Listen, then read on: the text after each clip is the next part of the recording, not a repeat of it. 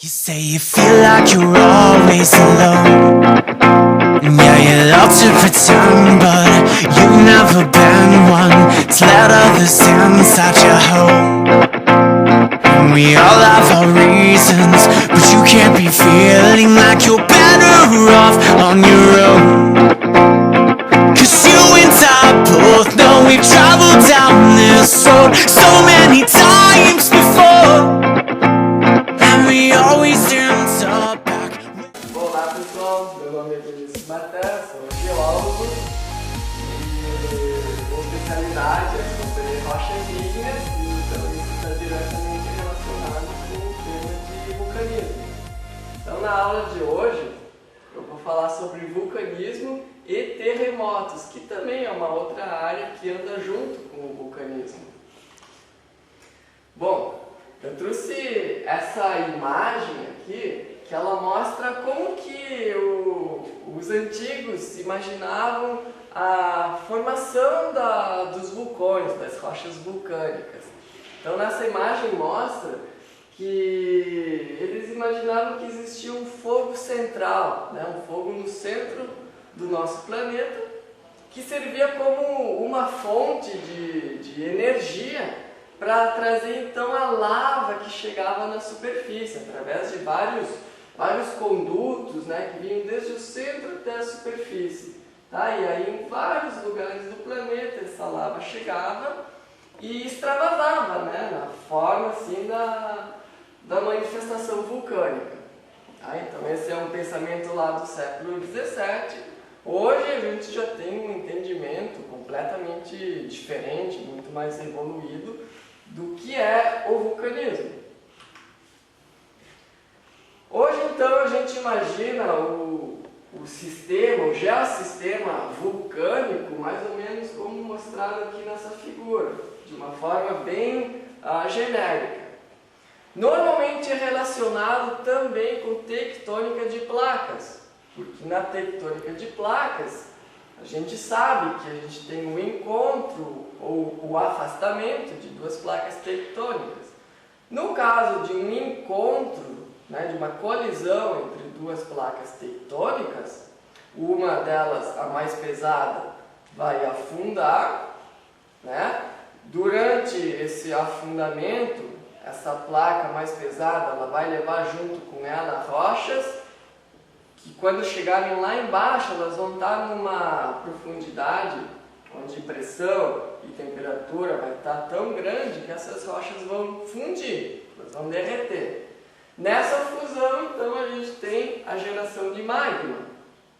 Ok? Então, a gente consegue ver aqui a placa que está em subducção, ela está afundando, é gerado magma. Como o magma é líquido, ele é mais leve do que as rochas que estão em torno dele. Então, ele tende a subir. Ok? Sobe. Em alguns locais, ele pode ficar estacionado por um tempo. É o que vai formar uma câmara magmática. A partir dessa câmara magmática, que é um grande bolsão de magma, eventualmente partes dessa bolsa de magma sobem em direção à superfície e aí constrói um vulcão, constrói um edifício vulcânico. Então, mais ou menos assim é que acontece o vulcanismo com o entendimento que nós temos hoje em dia. Claro que existe toda uma complexidade nessa classificação de vulcanismo, de rochas vulcânicas. Vai depender basicamente do tipo de magma, da composição que o magma tem. Existem magmas que são mais ricos em gases, magmas mais ricos em líquidos, ou pode ter magmas que já estão ali praticamente solidificados. Então nós temos três extremos de composições de magmas. Esses três extremos vão dar origem a três grandes tipos de vulcanismo. A gente tem então, conforme nós podemos ver nessa imagem, aqui nesse vértice, onde predomina o magma com bastante gás, erupções explosivas ou piroclásticas. São aquelas erupções mais famosas que a gente vê nos filmes, né? Ou até em imagens reais, de um vulcão com uma coluna de cinzas vulcânicas gigantescas, né? Essa é uma erupção, então, formada a partir de um magma rico em gases. Aqui embaixo, no outro vértice, quando o magma não tem tantos gases, é um magma mais líquido, faz com que a erupção vulcânica seja muito mais tranquila. O magma chega tranquilamente na superfície. E aí então a lava, que é o magma na superfície, a lava ela escoa tranquilamente, formando uma erupção efusiva. E se a gente tem um magma que chega quase sólido na superfície, então a gente tem um outro extremo de tipos de erupção, que é a erupção extrusiva, formando domos vulcânicos. Essa imagem aqui é só para ilustrar, no caso das erupções explosivas, a altura que essa coluna de cinzas vulcânicas consegue chegar. Então, só para comparar nessa imagem, a gente consegue ver algumas referências, como a altitude da maior montanha do planeta, 8.800 metros. Um pouquinho acima vai estar a altitude dos voos comerciais de avião, que é em torno de 10.000 metros, um pouquinho mais. Tá? São coisas pequenas quando comparadas com a altura que uma coluna de cinzas vulcânicas piroclástica consegue chegar, que às vezes pode chegar a 50 ou até mais quilômetros de altitude. É uma altitude considerável. Essa é uma imagem que mostra uma erupção bem recente, ocorrida no Chile, há pouco tempo atrás, né, em 22 de abril de 2015, onde nós podemos ver uma dessas colunas de cinza vulcânica, tá? Isso tudo formado em questão de poucos minutos. Essa erupção aconteceu de um instante para o outro e em alguns minutos nós estávamos com 15 quilômetros de altura de cinza vulcânica. E inclusive essa cinza vulcânica dessa erupção chegou aqui no Brasil. Teve um dia no final da tarde aqui em Caçapava do Sul que no horizonte a gente via uma coloração avermelhada diferente do normal, que era nessas cinzas vulcânicas. Que normalmente quando tem uma erupção vulcânica ali no Chile, na Cordilheira dos Andes, as cinzas chegam aqui no Brasil, no Rio Grande do Sul principalmente, e a gente consegue visualizar elas. Existe uma outra forma um pouco mais detalhada de se classificar os tipos de vulcões, conforme a sua forma. Então aqui eu coloquei essa imagem que tem 4 tipos diferentes de vulcões. Basicamente, esses tipos de vulcões são relacionados com o tipo de erupção vulcânica. Erupções mais efusivas, aquelas tranquilas, sem grandes explosões, vão formar esse primeiro tipo de vulcão, o vulcão em escudo. É um vulcão que ele não consegue ficar muito alto, mas ele se espalha lateralmente por dezenas ou até centenas de quilômetros, como são os vulcões lá do Havaí, os vulcões atuais ativos lá no Havaí, lá no meio do Oceano Pacífico.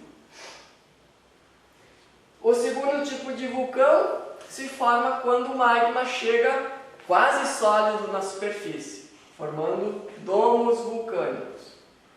O terceiro tipo de vulcão, então, já é mais relacionado a erupções piroclásticas, que ocorrem quando nós temos a sobreposição de várias rochas piroclásticas, formadas cada camada, né, por uma única erupção piroclástica, e vai tudo sendo formado e gerando uma montanha, né? Vai gerando uma montanha que é a sobreposição de várias camadas, né? Normalmente camadas de cinza vulcânica.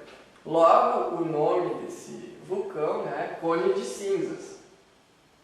E o quarto tipo de vulcão é quando tem uma mistura de erupções piroclásticas com erupções efusivas. Então vai formar camadas de cinzas intercaladas com derrames de lava. Então a gente tem um vulcão composto. Okay? Como o Monte Fuji, lá no Japão, que está então sendo ilustrado nessa figura. Existem outras duas características importantes quando se fala de morfologia de vulcão, que é cratera e caldeira. São duas coisas diferentes. Cratera vulcânica é aquela parte mais no topo do vulcão, que sempre vai ter uma forma circular e que chega a dezenas, no máximo algumas centenas de metros. É a boca do vulcão. Então, cratera é a boca do vulcão, de qualquer tipo de vulcão. E tem a caldeira também. Caldeira vulcânica é uma estrutura também circular, mas que normalmente tem um diâmetro muito maior do que a cratera.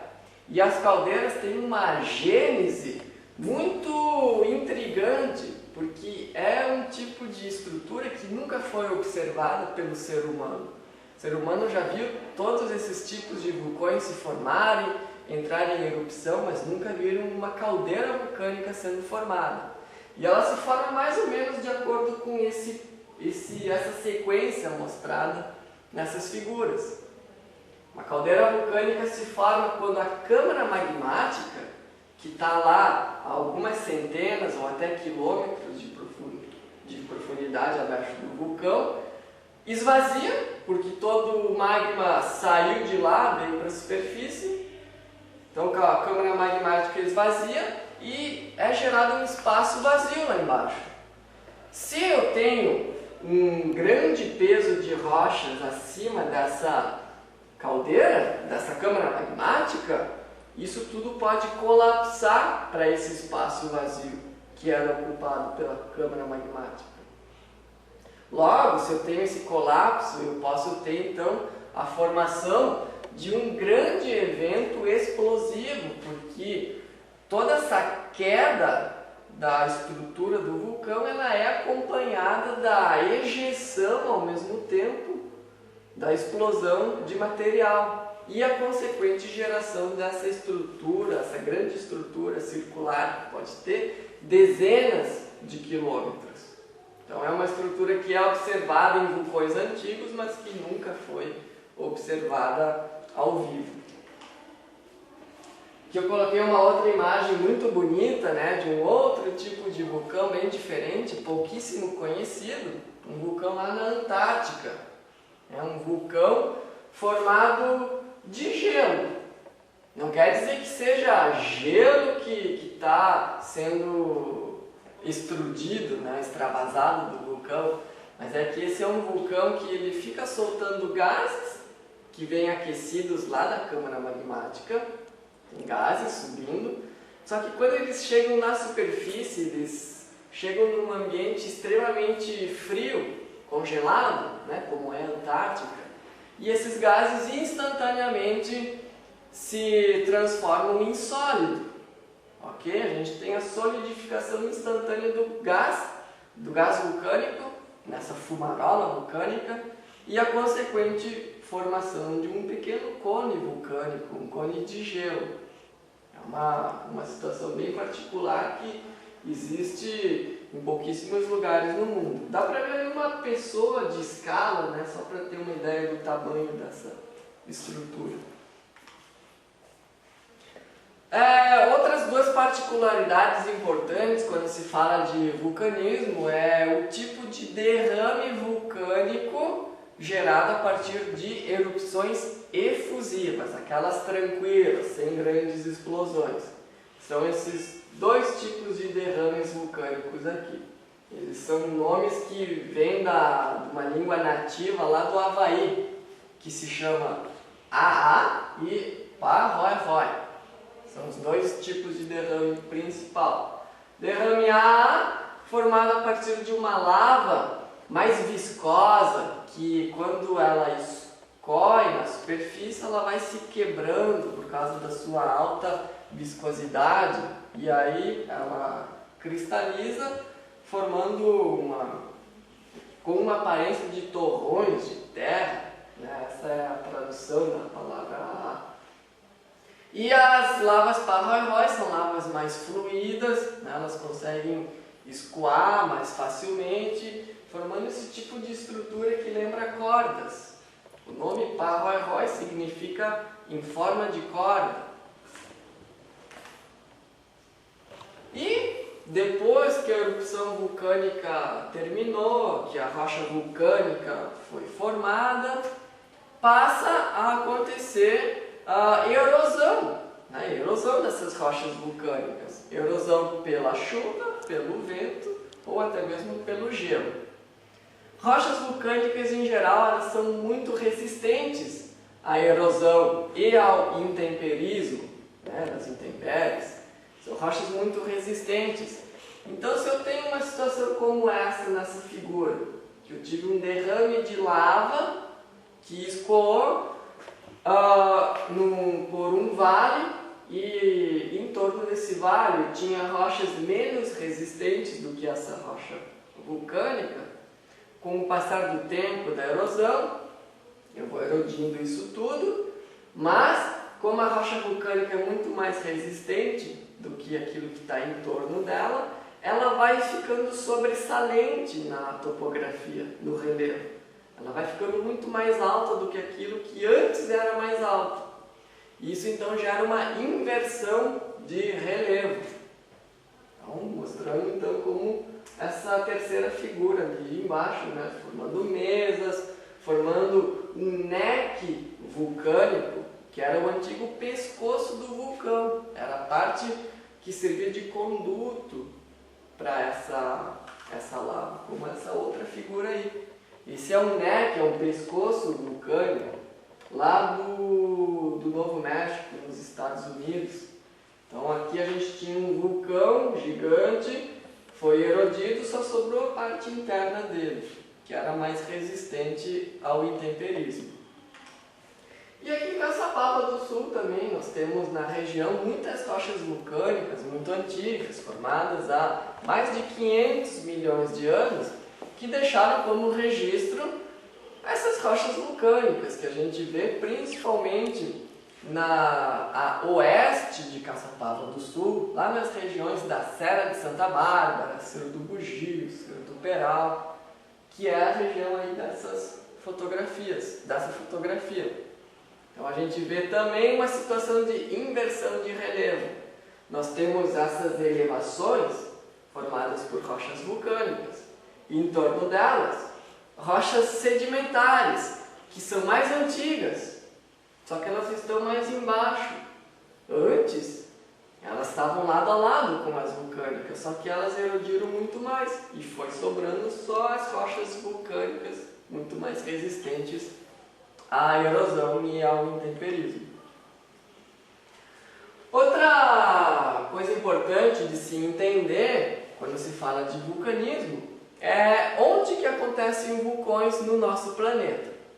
Então existe uma situação principal de vulcanismo, que eu já expliquei no início da aula, que é quando nós temos uma colisão de placas tectônicas. Então numa colisão de placas tectônicas, uma placa vai descer, ela vai para um ambiente muito mais quente, funde, gera magma vem para a superfície, forma o vulcanismo, forma rochas vulcânicas. Ok? Isso acontece em vários lugares no nosso planeta atualmente e já aconteceu em vários outros lugares no passado, no decorrer do tempo geológico. Uma outra situação em que acontece o vulcanismo também são os chamados hotspots, ou pontos quentes, que são locais do planeta que tem uma fonte de calor muito mais profunda do que aquela gerada na subducção de placas. Essa fonte de calor vem lá do núcleo do nosso planeta. Vem um calor não na forma líquida, na forma de rocha sólida, rocha sólida que se move lentamente até chegar na superfície e em algum lugar da superfície, próxima à superfície, essa rocha se transforma em líquido e origina vulcanismo, origina rochas vulcânicas.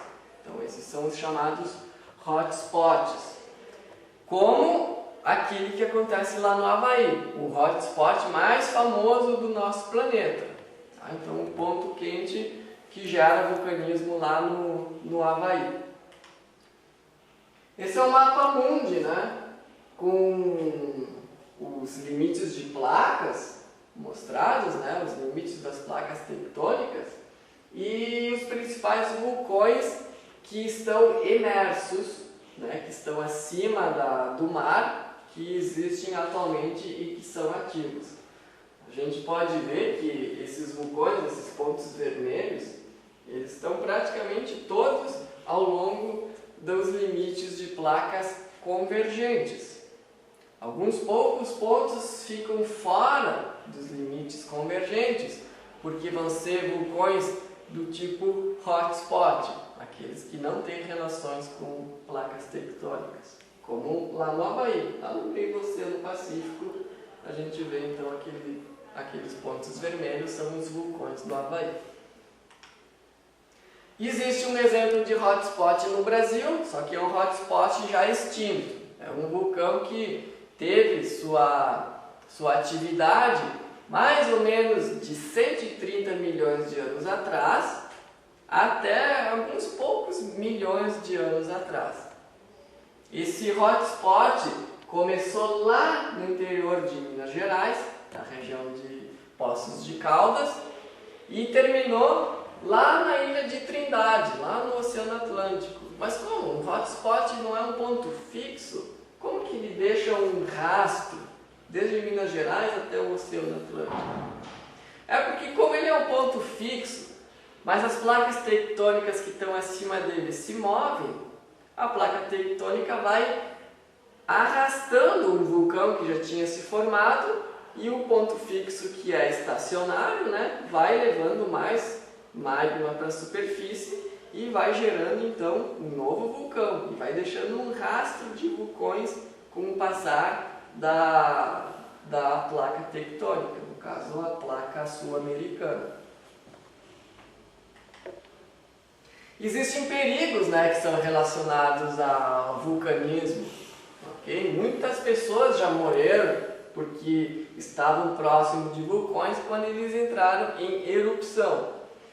Essa imagem ilustra vários desses perigos vulcânicos relacionados a erupções vulcânicas. Eu poderia citar aqui como dois perigos principais que mais tem que tomar cuidado numa erupção vulcânica. Uma delas, eu diria que talvez seja a principal, que mais tem causado mortes em erupções vulcânicas, nem é tão relacionada ao magma que chega na superfície, mas sim ao derretimento de neve que existe em vulcões que são muito altos. É comum ter neve em vulcões muito altos. O calor do magma derrete a neve e causa uma enxurrada de lama que desce pelos flancos do vulcão a velocidades incríveis. E se existe alguma cidade localizada em algum vale embaixo do vulcão, essa cidade corre sérios riscos. Esse tipo de evento se chama lahar, né? Um termo que não existe uma tradução em português, mas significa fluxo de lama. Lahar. Outro evento bem perigoso para quem vive próximo dos vulcões é o próprio fluxo piroclástico. Em erupções piroclásticas, aquela coluna de cinzas vulcânicas pode colapsar, pode voltar e descer pelo vulcão também numa velocidade muito grande. E esse é um fluxo em alta temperatura, embora ele não tenha um alcance tão grande quanto os lahares, tá? Mas os fluxos piroclásticos também são muito perigosos. Tenho aqui 3 exemplos de erupções passadas, né, que deixaram um grande rastro de mortes. A mais recente delas foi na Colômbia, no Nevado del Ruiz, o vulcão del Ruiz. Foi uma erupção muito pequenininha, mas que derreteu muita neve, gerou um lahar que soterrou uma cidade inteira. Deixou 23 mil mortos. Bastante gente, em um único dia, numa única erupção. Um evento de fluxo piroclástico que também matou muita gente foi lá no Monte Pelé, na América Central. Matou 28 mil pessoas. E também tem um terceiro perigo que eu não falei até agora, mas que são tsunamis. Então, se eu tenho um vulcão próximo do mar, esse vulcão pode derramar material, o fluxo piroclástico, até mesmo lahar em direção ao mar e gerar uma grande onda, um tsunami.